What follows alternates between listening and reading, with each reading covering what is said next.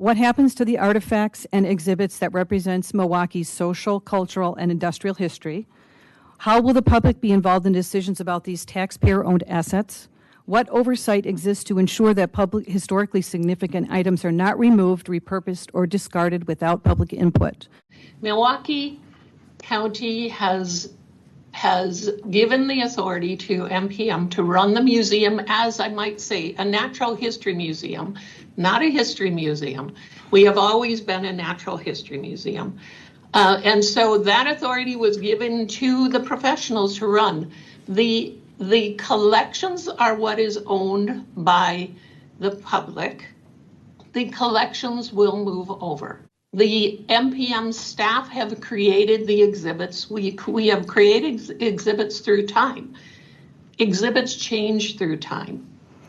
That is what is part of being a museum, is to keep up with the current time and to relay the current thinking on exhibits. So how do you take Milwaukee's history? You know, first of all, you're first time hearing that you're not obligated to maintain or preserve the history of Milwaukee.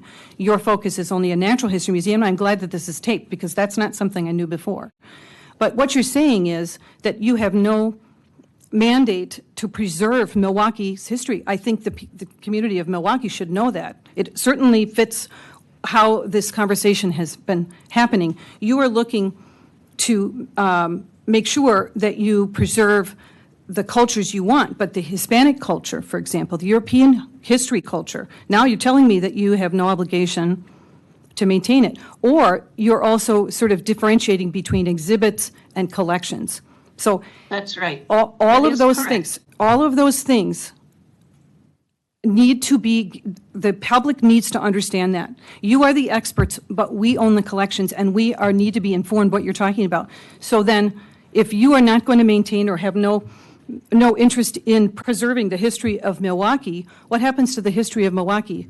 You're the Parks Commission. What's going to happen to that history? If you look back through our history, if you look at our lease and management agreement, we have been obligated to run the museum as a natural history museum. That is how we were founded. We will carry forward Milwaukee's history. In fact, the Streets of Old Milwaukee, as is designed today, covers 7 years of Milwaukee history from 1898 to 1907.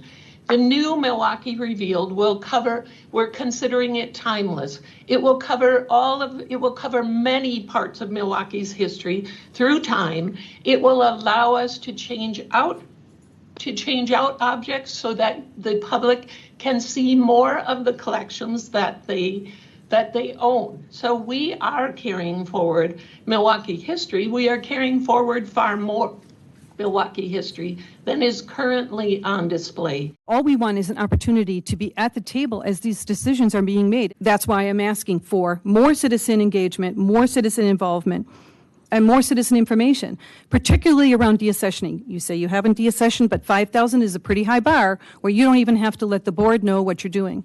You know, we are always reaching out to the public, but the new museum is designed, the exhibits are designed and under production. So that is not, we're not redesigning. That would set us back. That would cost a lot of money. So we have had tens of thousands of people who have been involved in this process.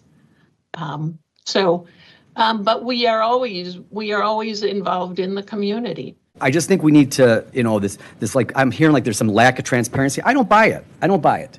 All right. Maybe you're not getting the answers you want. Okay. Because that's what a lot of times I hear is people don't get the answers they want. May I comment? Because it's directed at me. Well, I'm saying that anybody does the answers want. At this point, no. She's just, I think we're kind of moving. I need to comment because you're misrepresenting what we're asking. It's not just about the Streets of Old Milwaukee. It's about the dioramas and the built-ins. It's about everything that's in that museum.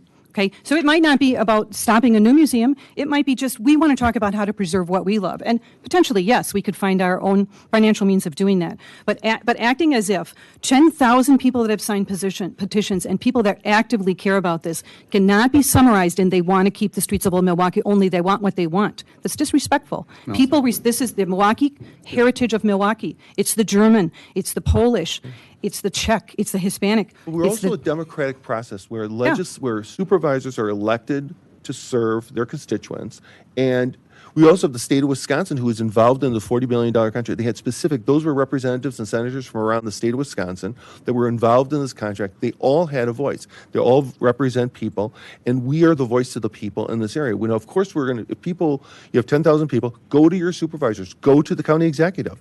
That's the road to go. And we're hearing you today. We've heard you loud and clear, but, a lot of this is already passed. It's exactly what Supervisor Taylor said. We've done our deals. We've made these deals. We're getting an update today on this thing, but a lot of this stuff we've moved on. And if people have concerns, talk to their supervisors.